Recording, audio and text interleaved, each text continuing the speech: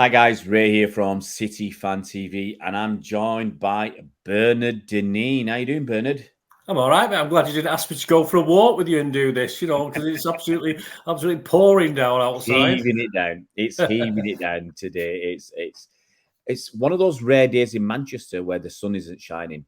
Hey, In our anyway, hearts, it is in our Manchester City hearts, of course. when you go near the Etihad Stadium, whether it's raining or it's sunny, the sun is shining in our hearts because it's the boys in blue. The boys in blue. Doing it for you. No, let's not get into that song. Guys, we're here to talk about the Super Cup and the build-up to the Super Cup, which is on Wednesday in Athens. I'm not going to push Bernard on the name of the stadium. And I will say, if you Kalispira to all our Greek friends, Kalispira to you guys. That's good morning. Is it good evening? Oh, I can't remember now. Oh, it's good evening. Oh, I can't remember now. Probably good evening now. Oh, they can all speak English. Hello. Kalimira. Hello, guys. Hello, you wonderful people in Greece. Right. Let's. We're going to start. I think. Lest we beat Burnley, we move on. Got to look at the injuries. So we went into that game with Diaz and Stones out injured. We lost KDB and we lost Kyle Walker. Both got injured in the game. Now, I've not heard anything about Kyle Walker's injury.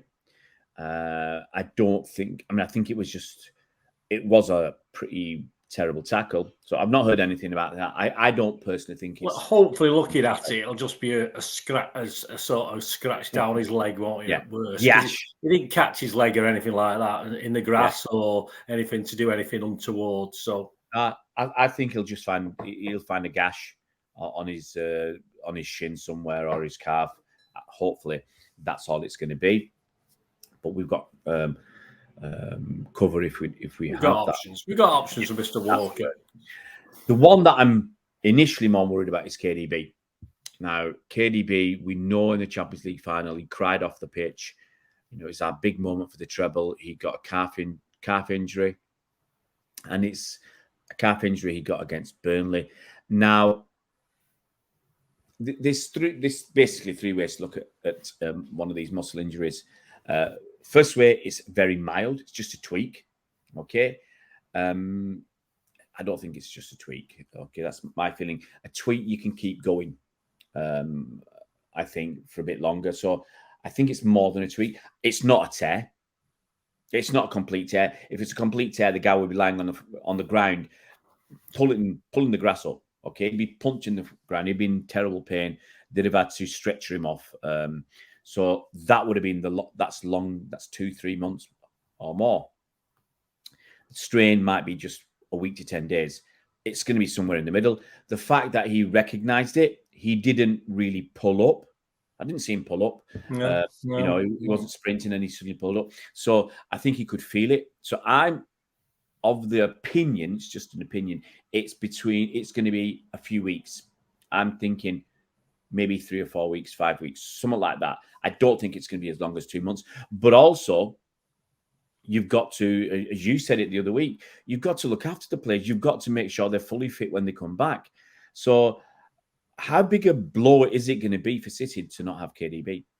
I think it is at the moment. Don't forget who used to step into the breach when KDB wasn't playing.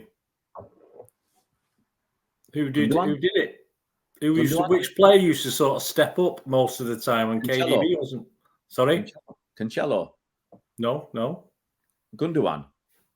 Yeah. Gundogan played some of his best games when KDB wasn't there because he took that extra responsibility on. Who's going to take the responsibility on now? It's not going to be Phil. It's not going to be Phil Foden.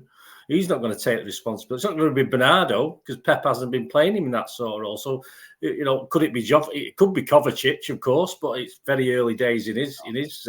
Stones is another option, of course. Pep's been playing him more directly, but we don't have a. Pep will have to change his little plans and his ideas again now with no KDB. But what frustrates me is with KDB is because you come back for he's had how many weeks off to have 6-7 weeks after the Champions League. you know, and we're still in the same position, identical position we are then. And it's wrong. It's something wrong. But it's happened. There's nothing we can do about it. We have to go. We have to plan ahead, and Pep will have to work something out. Yeah. The players that used to step up obviously was Gundogan. When KDB was injured about couple of seasons ago, 2.5 seasons ago, he was out for a couple of months, I think. Gundogan stepped up. Cancelo stepped up. Cancelo played really well when KD was out because he was playing on the right because I think he had that freedom. He had a lot more freedom and he could get into the space that KDB was otherwise occupying. And the other person that you would have expected to step up, I wouldn't say Cancelo would step up, would be Riyad Mahrez. And he's gone. So we've lost 2 senior players who you'd think would be the guys to step up. KDB is going to be out for an extended period of time. I mean, I think we'd be lucky if he's back for the Arsenal game in the league. So that's certainly not playing this weekend against Newcastle. It's going to be, I think it's going to be several weeks. And on top of that, other senior players, Diaz has got concussion, which is why he didn't play against Burnley. He got that on Friday. So he can't play for at least 7 days. So he will not be available as a minimum until the Newcastle game on Saturday. Okay. And then they'll have to reassess him. Stones is out injured. He missed the Burnley game. The news on him is apparently it's not very serious. He will be in contention for Newcastle, but not Sevilla. So, yeah, it's a big worry because, as we said, Gundogan's gone, Mahrez is gone, KDB's injured, Diaz is injured, Stones is injured. We're not 100% sure about Walker. All your senior players, all the go-to players who'd be next in the list for captain are not there. So I'm not worried about captain. What changed against Burnley then? Because he went off fairly early. We were 1-0 up at the time. I think we were only 1-0, weren't we? 2-0. So what do you think changed when that happened? Did you notice anything particularly when against Burnley changed when he went off? I'm trying to remember who came on for KDB. Kovacic. So Kovacic kind of had to play. We weren't playing all defensive because we were. I think Kovacic just had to play a bit further forward. I'm trying to remember what if I can. Well, when KDB was obviously struggling a little bit and went off, that was a period Burnley looked as though they could actually equalise for a 15-20 minute period. Yeah. So we were not all over the place, but the 2 attacking midfielders we had from last season, and you can cope with one of them not being there, I think, were gone. We didn't have either of them. So we had to. Was Bernardo being there and Kovacic? They're not your creative players. I mean, Kovacic lost the ball a couple of times. He can carry it, but he's not KDB. He's not Ilkay Gundogan. So we're going to see. But look, we see it every season. We change a little bit. We got Haaland last season. He's not Aguero. He wasn't the false 9 from the previous season. So we adapt. It takes a bit of time. It'll take a bit of time to adapt. So it's a big worry. It's a big worry. I don't think we're going to get any new players in. Obviously, we're going to quickly mention Paqueta, who's been strongly linked with City, and obviously with the KDB injury, that link is going to be strengthened, and it's going to also strengthen West Ham's resolve to hold out for a lot more money. There's talk of them wanting Cole Palmer to go the other way, 60 million quid plus Cole Palmer for Paqueta. Wow. That's too much money in my book for Paqueta, but City are valuing Cole Palmer around 35 million. 85 million actually is the right number for Paqueta. 95 feels high, but at the end of the day, I always say it's not our money. It's up to the finance people at City to sort that out. We shouldn't worry about it. Yes, we use it as banter. Chelsea spending this much, Liverpool spending this much.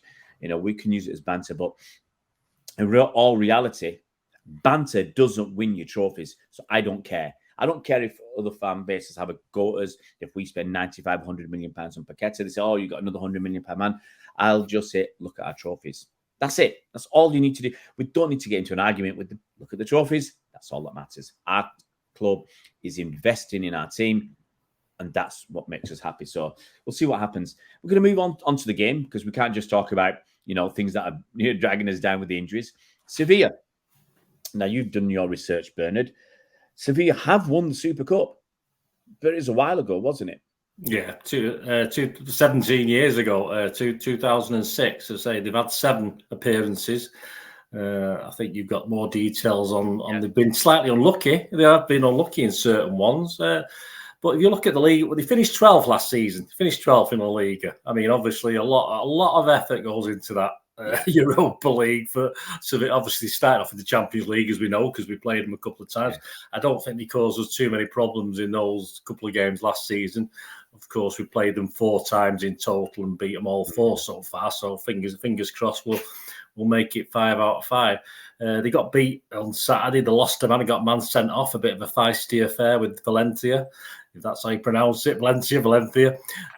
So they've not got off to a great start. But, obviously will Pep use this now? He knows he's not got KDB for a few weeks. Will he try something a little bit different? Perhaps he's been preparing for that anyway. For this game, so it's interesting. I mean, he wants to win it, of course he does. We'd love to win it because we've never won it, but it's put another little spanner in the works, hasn't it? Yeah, no, I don't think. I think look, Pep holds the Community Shield. He used to call it a trophy when we won it. We were formidables. We won 4 domestic trophies, so I think he's going to call. He wants to win the Super Cup, so he's going to put out a good team. It's terrible for the league for us, really, because we got Newcastle on Saturday, 3 days later. Big game against Newcastle, who are top of the table. But some details about Sevilla. The plus point is people like Rodri, who's already complaining that he's playing too much. At this point of the season, he can play his strongest team on Wednesday night. Hopefully, they'll all get through without any injuries. And he can play his strongest team on Saturday. I know he's going to whinge, but at the end of the day, it's the start of the season. It's not May. It's the start of the season, so he should be able to field 2 strong teams. I agree, Bernard, because after that, we've not got a game for 8 days. After that, we've not got a game for 8 days.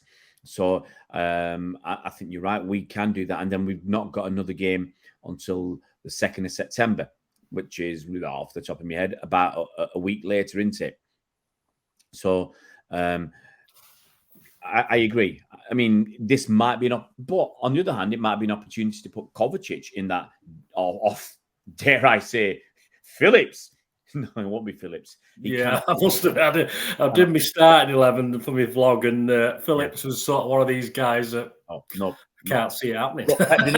Last time. Let's talk a little bit about Sevilla. Let's not just focus on City. Let's be as even-handed as we reasonably can be as a City channel. Sevilla. I'm going to mention Villarreal in a second, but Sevilla. Unai Emery, if I remember correctly, won the UEFA Cup 3 times with Sevilla and once with Villarreal.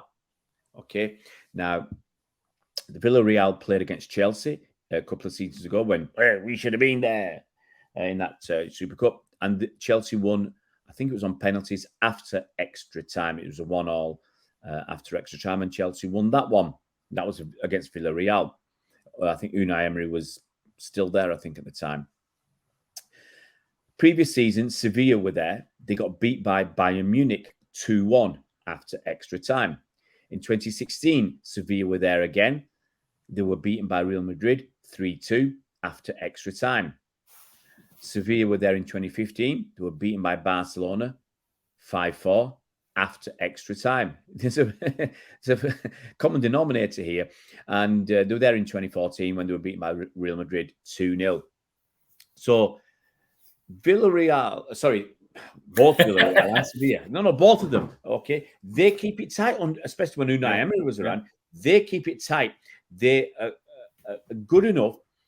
Look, we beat them, I think, comfortably in the Champions League group stages last season. They actually drew with Atletico Madrid as well after we played them, so they're not bad, are they? We couldn't draw with Atletico Madrid, could we? But they managed to raise their game for these competitions. The latter stages, Champions League, they never seem to get anywhere in the Champions League, and they drop out and go off and do well in the Europa League. So we might have beaten them comfortably on paper last season, but they're going to be a different kettle of fish. As I said, they raise their game. They get into extra time. They're only just getting beat. Now, I don't know. And they don't even have to get into extra time this time. You only have to go 90 minutes. So plus, because there's no extra time. Which is a sort. Well, it isn't a bonus because our penalty record doesn't. Well, have you any faith? I mean, the frustration at KDB's injury was equalled by the frustration at our pathetic penalty attempts at the Community Shield. You know, for a team of our standing that gets to finals, we should be better at penalties. You know, and it is something players can either be good or bad at. And you can be unlucky, of course you can, but we've seen it far too often, haven't we, over the last couple of seasons? It's difficult, Bernard. I would just mention this briefly, but you can do as many practices as you want in training. Matches are different. Yeah. You know, you're a goalie. You know, a lot of it's here. Yeah. I used to be brilliant. I used to be brilliant taking penalties in training. I took one while I was playing, and I totally cocked it up. I messed. I was a goalkeeper. I ran up to take the. I'll take this, lads. Yeah. He saved it. I had to leg it back. See, I used to have this run up where I'll give him my secrets away, but I don't think I'll be playing football much ever again. I used to go onto one side, and I used to come in like that, look at the corner, give him the eye, the opposite eye, and I'd, get my foot round it and put it in the other corner. But you have to be good enough to be able to actually hit it hard enough to actually, if you go with your eyes and you hit it in the corner, you score. So I had those 2 penalties, and they were great, fantastic. I remember once in training we were doing you're doing alternate foots. So there was a competition. You get through one round with your good foot, then you use your bad foot for the next round. And I won that against people who were miles better than me. I think I scored 4 penalties. My left foot was weak, but I relied on fooling the keeper. Come a game, I just hit it straight down the middle. So, I know I come in looking that way. I'm going to do that. I'll do that. And I hit it down the middle, and the goalkeeper doesn't move, and he saves it, and you get knocked out of the cut. And so I don't want it to go to penalties. So, but Sevilla, you got to give them their due. You said it. Yes, they finished 12th in La Liga, but they somehow managed to win the Europa League. And it's not as though they don't play many games, is it? In that, I know they play plenty of games, and they beat decent teams along the way. So, got to give the guys from Sevilla, got to give them the credit they deserve.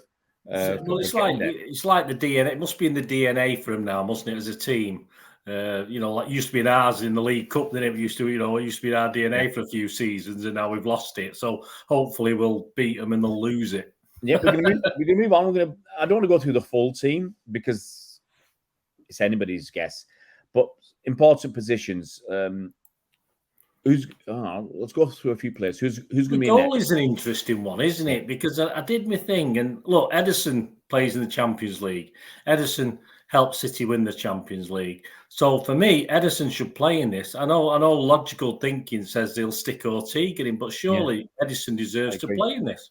I agree, but I think he might go for Ortega. Give Ederson a That's what annoys me. What has Ortega done to actually? I understand, but Ortega needs game to play in it. I understand, but Ortega also he needs some game time. But Pep might change his tune because if you think Ortega is a few percent below Ederson, for whatever let's put it out there. We've already lost KDB. Whoever's going to come in is going to be so much below KDB. We might have to put an extra couple of players in that he was going to rest. Do you play Laporte? Because you're worried that you've not got Stones and Diaz. And yes, they might be ready for Newcastle. Do you risk playing Akanji and Ake, or do you put Laporte out? Do you save one of them? Well, this would probably be ideal to throw Guardiola in, wouldn't it? Yeah, absolutely. But you can't play Guardiola, and you got to play one of the main centre backs. Yeah. Ake or he put a lot of responsibility on Ake. I thought, sorry, not Ake, Akanji on against Burnley by putting him there. He was the last man a lot of the time, wasn't he? And he coped okay. It was fine, but it wasn't one of his greatest games. Under that extra pressure, I thought. But who else can? If you play 3 at the back, who else can play at the centre of 3? Yeah. It's usually it would normally be. But it's not Ake. Ake plays on the left. It's not Laporte. Laporte would play on the left. It's not Guardiola. I think Ake's capable. It's obviously we're so used to see him on the left now. I expect Akanji to play because no one else can play. Yeah. No, you can't unreward Akanji for his fantastic season last season. Well, I think if you're going to play 3 at the back, Akanji has to start because nobody else has done that role. Yeah. So and then you're relying on Walker being fit enough to play, and maybe Lewis on the left or Ake again. So or Guardiola. I mean, that may be the one to put Guardiola on the left. Especially if you're going to rest. Yeah, I think Guardiola on the left, Akanji in the middle, Walker on the right. That's kind of how I'm looking at it. I would rest Ake, give Guardiola that start because Ake was injured as well. Ake's only just come back. Yeah. So I would rest Ake and do that. I'll go along with Rodri. I think you need him. Even though you might be tired, you need him because you've got that week off after this weekend. If you're honest, I think if our head's talking, the Newcastle game is bigger than the Sevilla game, but this is a trophy straight away. So but I'd put 2 DMs, or I'd probably go with Kovacic and either Kovacic or Lewis and Rodri. And then you've got to play Foden. I think as an attacking midfielder, Bernardo. I think you've got to play Grealish. I think with him not playing against Burnley, I think Pep will be playing Grealish in this one, definitely. I think you move Foden to attacking midfield and say, do you get it right this time? Give Alvarez another start. Give Grealish a start. I think we've got 12-13 starting at the moment, based on what you say. It's enough to win. All right. How do you think we're going to finish off by giving Bernard's going to tell us how the game will go, and we'll give a score prediction? Well, I've gone for a 2-1 City. I think, as you say, I think Sevilla are quite capable of keeping it tight. I don't think it's going to be anything spectacular. I don't think it's going to be end to end. I think Sevilla will be careful. They can play nice football, of course they can, but they can also grind results out, whatever happens. So I can see that. I don't think it's going to be a fan. It should be free and easy because it is what it is, isn't it? It's a one-off. Let's go for it. But I'm not overly confident it will be. I might be surprised, but I don't think City are playing fast-flowing, free-flowing football anyway at the moment. So it'll be a lot of possession, bore them to death, and hopefully nick it 2-1. I'm going 3-2. I'm going for 3-2. We were letting goals in towards the end last season. But we started with a clean sheet, which was, if you watch that first half against Burnley, it was a bit of a surprise. We ended up with a clean sheet. But I'm going to go for 3-2. I think Haaland wants to win. He wants to win trophies. There's enough players out there. I think they'll step up. But I think we could be, especially we'll be unfamiliar at the back, with Guardiola there, maybe Akanji. Guardiola's only been here for 2 weeks? Akanji there. Maybe Kovacic in front of them, maybe even Phillips. It's going to be really awkward. And on Phillips, I just thought I'd mention the fact he didn't play against Burnley. Do you think that means he's got to be out the door? He didn't come on even a sub. Yeah, a 3-0 up. You've got to be thinking Peps would play him, wouldn't you? Take Rodri off and play with Phillips. Yeah. You'd think, obviously, with what Rodri's been whinging about as well, you think he'd give him the first opportunity he get. Stick him on for the last 20 minutes or something like that. But it is odd. It is strange. Yeah. We'll wait and see. It's only 2 days away. Hopefully it's a good game. Everybody comes back this time safe and sound, and we get another trophy in our cabinet. And don't forget, the managers have to take account of the extra time now as well. So he has to think, I'm risking Phillips for an extra 10 minutes, perhaps on the 20 minutes I'm going to give him. So, can we last half an hour at 3-0? No, it's an interesting one. And under normal circumstances, I think Phillips scores. I think Phillips should be, in my opinion. Tell you what, it wouldn't surprise me one iota if he starts on Wednesday. Yeah. It wouldn't. But for me, Phillips should be the main weight in the Paqueta deal. But anyway, let's move on. There you have it, guys. That's our preview of the Super Cup against Sevilla on Wednesday. We're not going. You can probably guess that. But I'm working. If we could afford it, mate, I would have gone. Yeah. But sorry, I just don't have that sort of money. No. If I was free, I'd have had to ask myself that very same question. And since someone tried to scam me at the weekend in their old bank account, I might not have gone even if I had got a ticket. On the basis that I could get a ticket, I would have gone definitely if I could afford it.